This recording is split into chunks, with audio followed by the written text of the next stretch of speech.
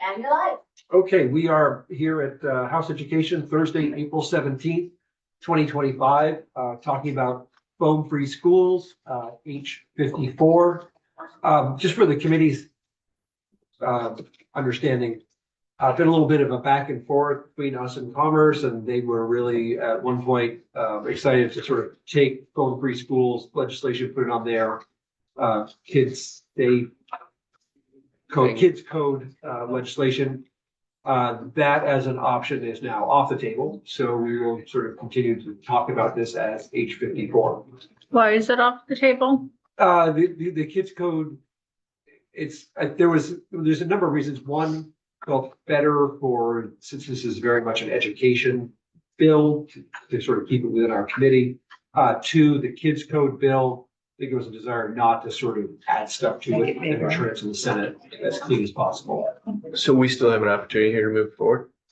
I think we're in the first half of a biennium, so we can move anything forward. It may not be something that gets acted on in the Senate until next year. Or we have the option as well as looking at the miscellaneous ed bill as a vehicle. Yeah. Great. Mike, welcome. Thanks for your patience. If you'd introduce yourself, and very happy to hear from you. Well, thanks for having me. For the record, my name is Mike McGrath. I work as the Associate Executive Director for the Vermont Principals Association. I'm a former teacher, school counselor, middle school principal, and high school principal. Been at the association the last 6 years. And by way of context, I would say I've been talking about this topic one way or another for 10 years, and including sort of asking all educators that I meet, what do you think? Right up until this moment, the North Country High School Boys and Girls team was just honored in the General Assembly for their snowboard championship. I know the principal well, so I was talking to him about it, and then I asked the kids, what do you think? So I'm always sort of gathering this information. I would say that I've talked to 75 school leaders about this topic within the last couple of weeks. With that said, we also have surveyed our members to get a sense of where they are at. And it's a topic that is of interest just about anywhere. So if you need to talk to someone at like a little party or something, ask me about this. Because there's a lot of energy, a lot of opinions about it. To be frank, I used to feel a little bit more like a voice in the wilderness with my concern over digital addiction. And that was coming out of my experience as a school leader and what I was seeing from our students and the challenges that they were having. And I would say that has really changed fairly rapidly. And now just generally speaking, there's a more universal understanding that there's a real risk with digital addiction. So I have a little spiel. I think maybe you've had a long day, so you can sit back and relax, and I'll give you my little spiel. It's probably 15 minutes. Feel free to interject anytime. And then I'll give you sort of the summary of what I think about H54 and where our members are for that. Does that make sense? Yep. Great. All right. Thanks to Lamoille South for this great picture. Mhm. All right, so I usually start this slide deck with a simple question. It could be anything. This time I'm going to ask you, what is the world's smallest mammal? And you cannot use your computers or your phones. The bumblebee. Oh, you got it. All right. What was it? What's Bumblebee the, bat. if you already know that one, what is the atomic weight of cobalt? Oh, I was just thinking about that. Yeah. Okay, now I'm gonna give you a chance to look it up. And I'm gonna count how long it takes. 58.9331. Great. So we started having answers trickle into the room within 5 seconds. And that is an illustration of the way in which information is fundamentally different than it was 20 years ago. And really our cell phone, our smartphones really didn't really take hold of our society with almost everyone having them until 2010, 2011, right? It's not a long time in history. It means that schools with the internet and smartphones are no longer the holders of information, right? So what are we? We are something even more important, I think, which is meaning makers of information. Our young people are awash in videos and information, and without the support of schools to make sense of that, who knows where they might end up with all that information. So this is a little illustration. You all saw the answer. It's a bumblebee bat. It's the smallest mammal, and this is just to say, like, wow, you can get information super fast, and you can learn all about it. You know, the latest wild sighting of the bumblebee bat was in Thailand. No, oh, now That's really cute. all right, so it's a huge new technology, sort of a world-changing piece of technology. I don't even really think we can get our heads around it because it's happened so quickly. But over the last 15 years, we have seen challenges. Anxiety way up, right? And it maps right to the smartphone. Depression, apathy, truancy, school refusal, obesity, doom scrolling. We have new terms. Echo chambers, information. Whose information are you looking at? Is it good? Is it all those things? Misinformation, rampant. Loneliness, increased way up. Low social skills and sleep loss. And our young people's sleep is really disrupted with the use of phones. I see lots of nodding. Okay. Yeah. We could keep going, right? These are the challenges of this new technology. So what have we seen as trends in schools? And I will say, I was part of a team in Enosburg when I was the high school counselor there and then the middle school principal that was very excited to get iPads into students' hands. You remember that? Like, we're like, well, they need these, right? And I think we could debate the pros and cons of all that, but I do look back on it differently than I saw it at that time, right? Yeah. So what are the trends in schools now? I'm just gonna pull some headlines for you here. I'll give you a second to read each one. So this is from February 2025. February again. This article was called Grind Culture. And I put it in here because I think the picture is accurate. So it was really about the exhaustion of being a young person and sort of having to be on all the time. This is Connecticut. They have cell phone restrictions in their schools via school board rules and policies. And I'm going to highlight that as a potential resource for this group that may be useful. NBC did a really big survey of national principals nationwide and have a report about the deep concern about the impact of phones in schools. The smartwatch. A lot of times this hasn't really been about elementary schools until the watch. And I started to hear from our elementary principal members, we gotta do something with the watch, right? Because kids are getting texts all day on their watch and, you know, 3rd, 4th, 5th grade. This is illustrative of the moving target of technology and why I think we need to be mindful of that in any kind of legislation that's proposed or discussed, because we could easily, like, we're gonna put Walkmans in there, you know, like it's gonna move, the target's gonna move. So I'm bringing you into media in Vermont. This is from Lola in August 26, 2024. So just this past August, started to get the stories about Vermont schools banning cell phones. And Allison Novak of 7 Days did this big article about Vermont schools trending towards banning smartphones. And that matches the data that we've gathered from our members, which is a sharp increase in restricting the use of smartphones in schools.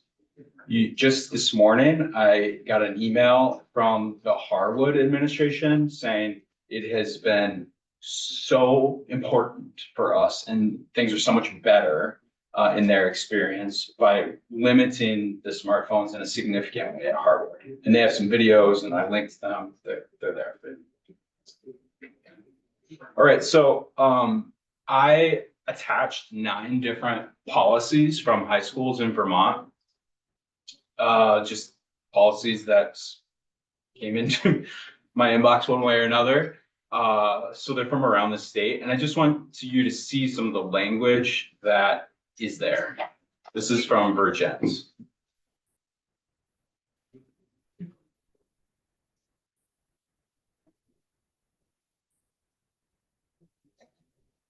Good.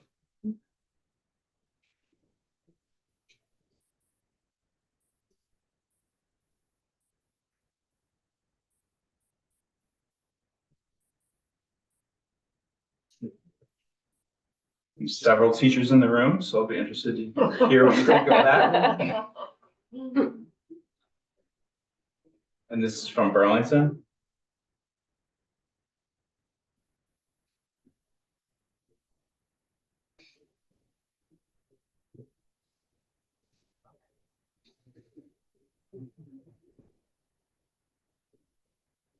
So you can see some variance in different levels of degrees of specificity. This says earbuds or earphones, right? To sort of get at like, okay, what technology are we talking about? We're talking about phones. Are we talking about school issued devices? Are we talking about earbuds? And then one of the principals from Mount Anthony, the principal from Mount Anthony told me that he found a vape from a student that had Bluetooth technology and was functioning as a speaker in a vape for $18. Oh my God. Right. What do they think of next? Yeah. Unbelievable. So that's a little bit of an example. I want to zoom out to the nation and remind us that we have an active class action lawsuit that was filed by our Attorney General's office in Vermont against Meta. 41 states have sued Meta as of April this year, and 14 states have sued TikTok. I will just offer that I'm super interested in this. And when we think about the cost of mental health and social services in our state and in our schools, I think that there is a responsibility from some of these social media giants to help pay for the impact that seemingly they knowingly have caused. I liken it to similar to the tobacco industry, right? And I don't know where this is going. I'm sure they have very good lawyers, but I would like us to pay attention to that and to, if there is money that is going to be returned to people, that it get returned to our children directly for their mental health. So thank you for any advocacy or paying attention to that. I don't know where it's at in the legal process. So the 9 states that have passed laws restricting phones in schools a lot of them are in the South. One of them is Minnesota, and 16 states are pending. And additional states have policies requiring local districts to enact, which would be similar to the Connecticut one that I highlighted. This is our bill. You know that, but I made this presentation for some other people too. So. All right, so here's some of the questions that arise. What about apps like Parent Square? And if you're unfamiliar with Parent Square, it is an app and software that is designed for schools to communicate directly to families and students via their phone, via text message. I don't know about you, but I get 10,000 text messages a month, which is nothing compared to a teen, I would guess. But it still feels like a lot of my life and communication is there. So schools, recognizing this, have started to text families, right, in official communication. And Parent Square allows for that. The other thing that it allows for is school official communication space for teams, right? When we think about the volleyball coach, like, hey, practice got moved back to 6:30, something with the gym, right? Right now, the way in which that might happen without an official communication like this would be ad hoc. So maybe they set up a text thread, or maybe it's in WhatsApp or some other app, right? And that is hard to regulate, it's hard to oversee, it's hard to monitor from the school perspective. So an app like Parent Square allows that to be more official communication and official, it can be monitored so that the principal or the tech folks can be like, all right, what happened here? What was this exchange? That kind of thing. So that is definitely catching on. Do any of your districts use that? Yes. What do you think? I received 2 Parent Square messages today. I think oftentimes I feel like it's a little bit junk maily. It's things that I also could have gotten an email about or that I already knew, but I'm not a parent. I'm receiving them as a teacher. Right. And related to this, one of the things that I've heard from our communication experts in schools, I'm thinking of Megan Ball out of Colchester, is, yeah, she's really skilled communications person. She says that it's important to send official communications through the same channels. So if you have Parent Square, use Parent Square and email, right? Don't use social media for official communication, like, hey, everyone, the school board meeting is at 6. Don't use Instagram for that. Colchester does use Instagram as an example, but it's all celebratory kind of images that is posted officially by the communications team. So if the fire department was there talking to 3rd graders, they would post Instagram images of that, celebrating that moment for the families to see. And that's how they use social media, but not as an official communication. So these are the kinds of things that are gonna come up, right? The other thing that comes up is like, what about learning to manage the responsibility? And one of the students that I just talked to, I added this into the presentation. She said, we need to learn phone etiquette. Shout out Willow, North Country. And that without some kind of experience to learn, just like, don't look over there. Imagine cell phones don't exist, that they won't have the chance to develop those skills. So that's something that comes up. Another thing that's going to come up is, what about rapidly evolving technology? I touched on that already with the watch. And what about practical uses in the classroom? I think there are many educators that utilize them in a practical way. Someone said Kahoot. I'm sure there are better examples than Kahoot of when people might want to use the phone. Another example that comes up is field trips. We have high school kids that are abroad. What would be the expectation around things like that? Certainly, we probably would want our high school students abroad to have their phones. Doctor notes. We've had several administrators report that the doctor is saying this student needs their phone. It helps them with their anxiety. I would recommend that you hear directly from doctors and pediatricians to see if that holds up, but we are experiencing that in the school administration side of things. Can I ask about that? I mean, if these phones are what is causing the anxiety, it poses the question of whether or not it would be a better long-term solution to wean students off of their phones. So in the scenario you're describing, is the doctor referring to a different anxiety other than phone anxiety? Because that almost seems like saying this person should be able to smoke in a restaurant, they're addicted to cigarettes. Yeah, I mean, that's how it feels to me as well. Yeah. That's how I hear it. But I would recommend talking to doctors if there are some doctors that know something that I don't, because that's how it sounds to me. Yeah. We actually had a student who had been hit in the head, and so noises created anxiety. So like the fire alarm or whatever. So I could see, yes, it's something else that caused the anxiety. And the cell phone allows them to just take a deep breath and quickly text their mom or dad and be like, there's a fire drill today. This is where I'm at. I'm safe. I'm okay. So I can follow that. Yeah. Yeah. Person Brown? Yeah, I was just gonna say, I think one thing I've heard is, sort of a different take on this issue is, students who might need to use, some kind of smart device to manage, insulin Diabetes, pumps yeah. or diabetes or different assistive hearing devices. I mean, that's pretty unique. And I'm Yeah. sure we could talk about how we would It seems like accommodate you for would that. make space for that. The Yeah, bill even mentions that. does it? Yeah. There you go. That's it. We say, what about apps like Parent Square? My reaction is, well, what about them? Do kids need to receive Parent Square messages between bells? So I will also say that I have used Parent Square to text students. It is one way, and I could just as easily email them, but to be honest, they actually check their phones more than their email.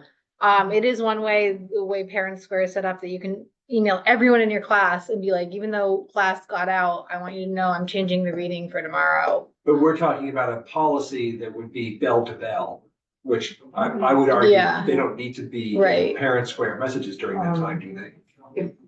If I remember correctly, part of this bill discusses how families, how schools can and cannot communicate to families. Not just the spell to bell piece, so that they relate to that. They can't use social media Right. to communicate with families. Like so. teams can't have an Instagram Yeah. page where they announce. But we're This gonna goes have to beyond determine, just the you know, ban of right. the It is cell Parent phone. Square social media. I don't know if there are legal definitions here. So, No, I mean, I would say no, because they can't, it's not like you can set up a discussion on it. They could respond to you and you could respond to them. Yeah. But it's not like a post where It'd be good people for are announcements. liking and Yeah. commenting. It's the right conversation to work through. Yeah. I'm raising that up. It's like, this is Right. the stuff that you're gonna run into. Mhm. Yeah. Aaron? No, I think this runs into the challenges that we have to work through of where have schools or even parts of a school created systems just adapting to the world around us that are now kind of hodgepodged together, possibly even paid vendors for things, that are now filling other. And I don't think that is necessarily a reason not to do something, but I think we need to be eyes wide open of the realities of how different systems are working and that a lot of humans are gonna have to change some of their behavior. Yeah. I think it's possible, but that's just reality of what will happen here. I could totally live without parents. I'm gonna raise a few other of the questions that come up and you probably are already thinking them or bumped into them. And I don't want to lose the point that many of our members welcome support on this issue, if not all of them. And the anecdotal versions from students repeatedly are, at first I didn't like it.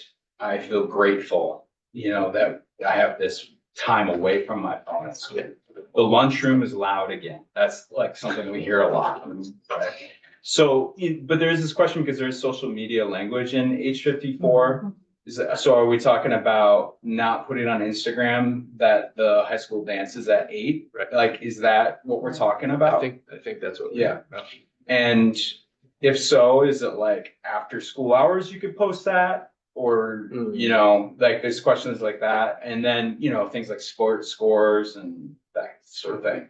What counts as social media, which I think Chair Conlon, you were going towards, the text apps, his Front Porch Forum, social media.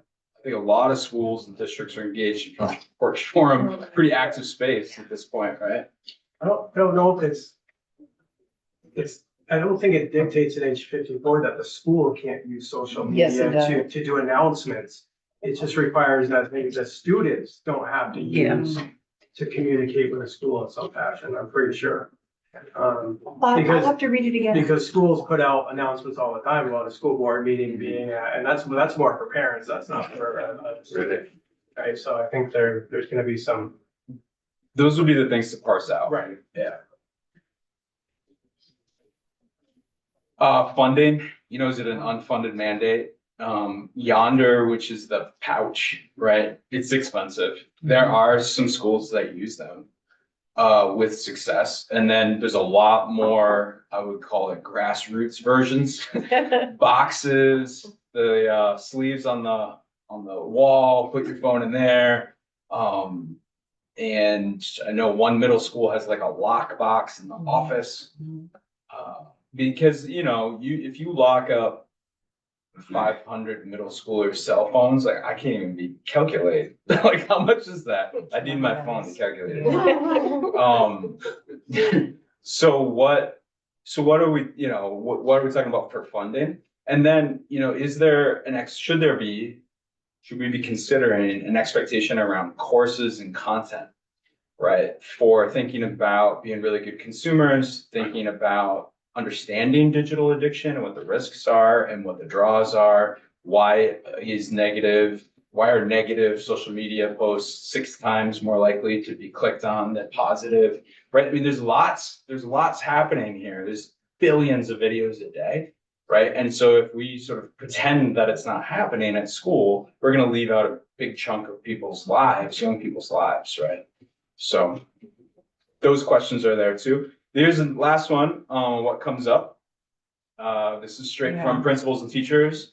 You have to turn in your phone in the morning, burner phone, right? That is not their phone. That's the oldest one. And one principal shared with me that one student admitted in conversation that they had 4 phones. Ooh. Yeah, that's very common, right? As the devices proliferate, people update new phones, they could have a lot of phones. Well, just looking at some of the policies from other schools that you showed us, I was sort of thinking about my own experiences in school, and like, you ask a kid to put it in their backpack, they just say, I don't have a phone. And then Right. you notice that they had to go to the bathroom 5 times Right. during the course of your class. And you can't, or the other one that I was thinking about is when you said, like, if you aren't comfortable giving it to a teacher, you can take it to the office. That made that sound like that was a privilege of choice. Right. When I've seen that scenario play out, it sounds like a threat and a punishment. Right. And it ends up with just power struggles between kids and teachers. So like, even with this law, I still see like a ton of problems with kids just saying they don't have phones or, spending time on those power struggles. So tomorrow we have the principal at Harwood coming in with students. We could maybe unpack that a little bit. Yeah. Yeah, and I would say that those are the kinds of topics that usually come up when I ask people about this. And I will just offer my experience in that conversation is also, it is very helpful to be doing something. That just sort of doing nothing is worse. Mhm. Yeah, I'm not arguing for not passing this bill. I'm just. Right. It's not that easy, right? Right. Okay, so I will not go through all these resources, but they are there for you. Wow. So I've been collecting these over the last while. And I highlighted this Connecticut State Board guidelines. This link brings you to an NPR article, but it has a link to the guidelines. I'd recommend checking those out. I think they're well done. And the video I mentioned from Harwood that came in this morning, which sounds like you'll hear about tomorrow, is linked there, along with the main principles. That link is worth checking out.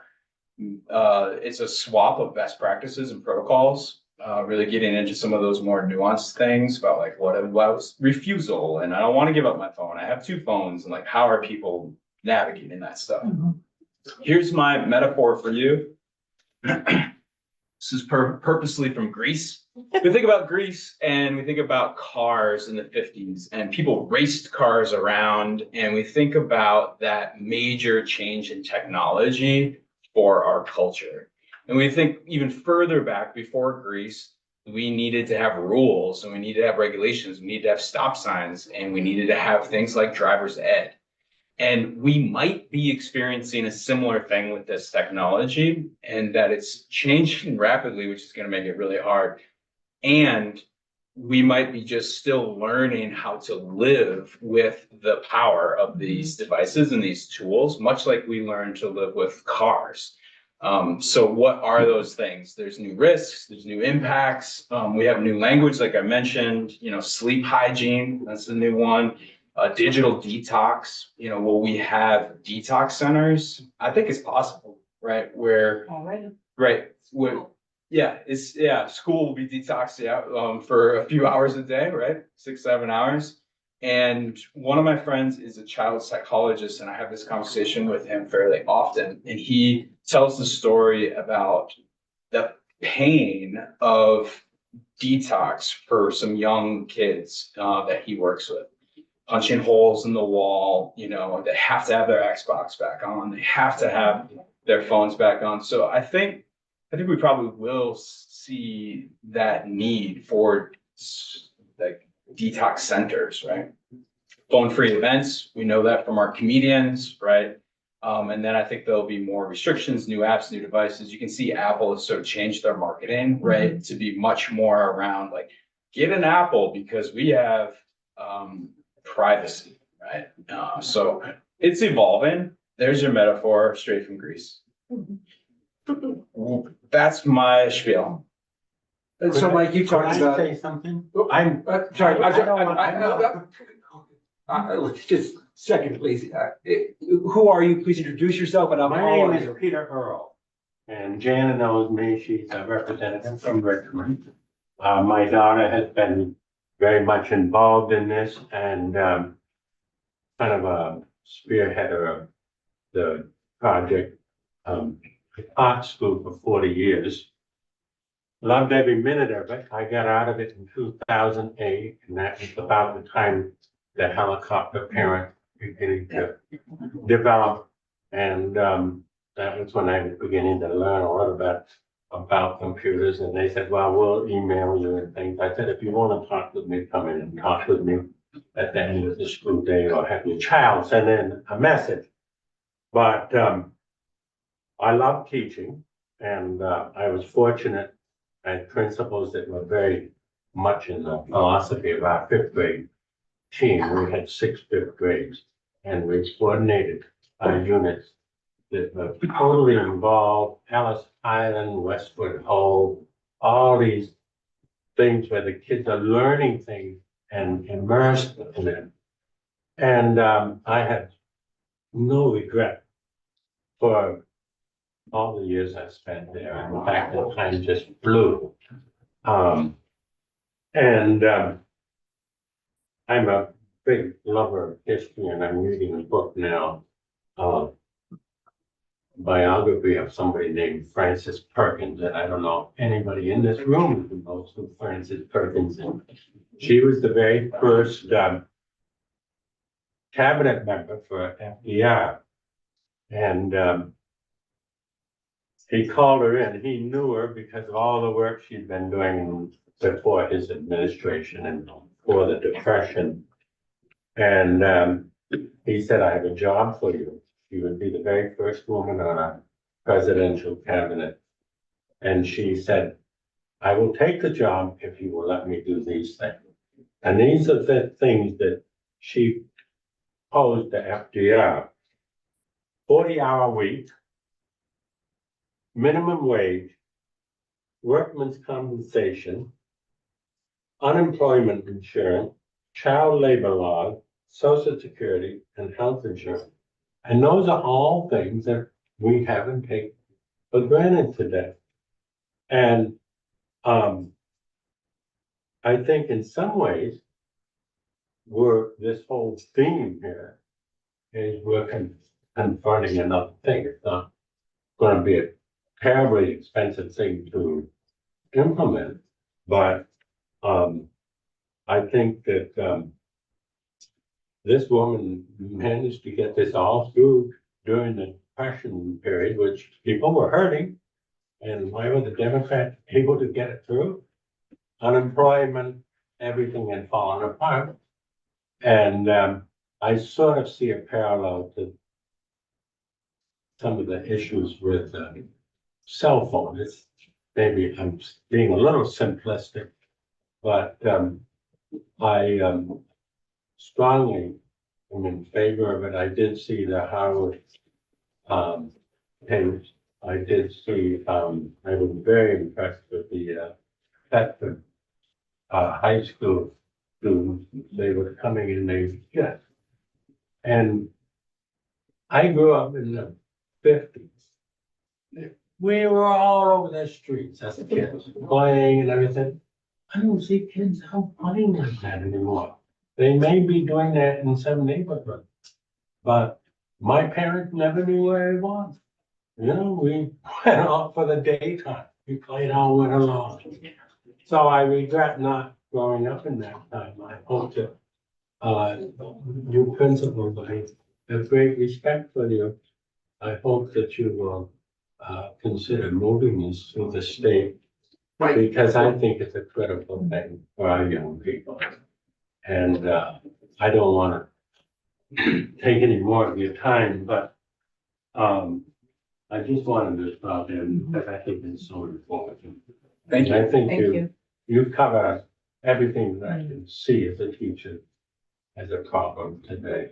And, my kids, our fifth grade kids, absolutely love school.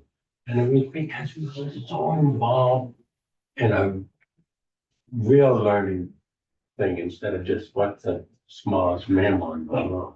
But anyway, thank you. I apologize for butting in like that, but I didn't want to take up all your time. Thank you, Jen. Mike, you said that in the past 2 weeks, you probably talked with 75 school Yeah. leaders. Are you feeling, Yeah. is it a fairly unanimous? Yeah, so Viewpoint so here. the general, I'm sure not everyone agrees. Generally speaking, it's, yes, it would be great to have some state backing. Okay. And we don't want to restrict it too much so that we can't make some practical decisions. Yeah. That'll be the road we have to walk Yeah. across here very carefully. Go ahead, Beth. So I did look, to answer, at the bill as it's currently written. It prohibits schools, school districts, and supervisory unions are prohibited from utilizing social media for communication with students directly and asking, requiring, or permitting students' use of social media for school activities, out-of-school academic work, homework, school sports, or extracurricular clubs, or any other school-sponsored activities. So I think the parent app is not a problem. I think it was a way to still communicate, but in a different way. We will need to figure out So, a yeah. way to Yeah. define what that is versus what is social media. Right. Yeah, Kate. I just want to say that I appreciated how you started this presentation with the question about the world's smallest mammal. In my class, teaching AP statistics or really any kind of statistics, I really want my kids to drive the conversation. Mhm. And so I often ask them, what do you want to talk about today? So that we can do some inference work. And one of the students recently said, how about body mass index? And I said, okay, now's the time, pull out your phone real quick, find the average BMI for a young adult male. Boom, got the number, put the number up, phone went away, and we did the rest of the problem. I want to be able to use that 5 sec, to pull out the Chromebook that's likely not charged, not have enough charging plug-in things in my classroom because it was built when it was built and now we have, it would be a nightmare to be able to do that. I mean, I guess I could be like, poll them the day before. What do you want to talk about tomorrow? And then I could do that and then come back with it. But it's just, it's so much more powerful in the moment just to be able to just do it. Mhm. What else? Yes, would you introduce yourself, please? Hi, my name is Edith Gonzalez Revilla. I live in Montpelier. And I'm one of the parents involved in the Phone Free Vermont initiative. And I just want to ask you to not, worry so much about the small details, like social media or, is the school going to use Instagram or not? But to look at the big impact, which is what's going to be shown in this screening later, you can see it. Or if you happen to have teenagers in your life, you can see it. Just spend 20 minutes with them, try to get their attention. You won't, because all they want to do is look at their phone.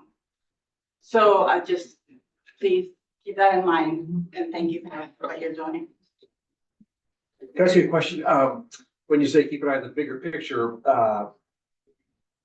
is the bigger, I mean, what we're really talking about here is the big picture for us in this bill is a bell-to-bell policy, no, Well, what I say, what I mean when I say big picture is our students' mental health. Okay.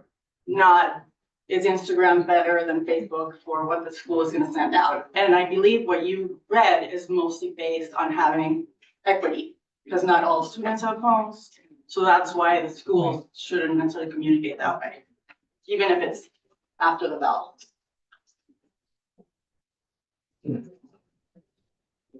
Other questions? So tomorrow we have Harwood students and principal coming in, and then we're lining up for testimony for next week. So. Thanks. My students are coming in tomorrow too. I extended the invitation Yeah. if they wanted to say anything about phone free schools, but I'm not sure anyone's gonna take it. But if you see Hazen students, then they're here from Hardwick as well. Great, yeah, thank you very Yeah, much, my Mike. This pleasure. was, Yeah, this was thank you. terrific. Thank you very much.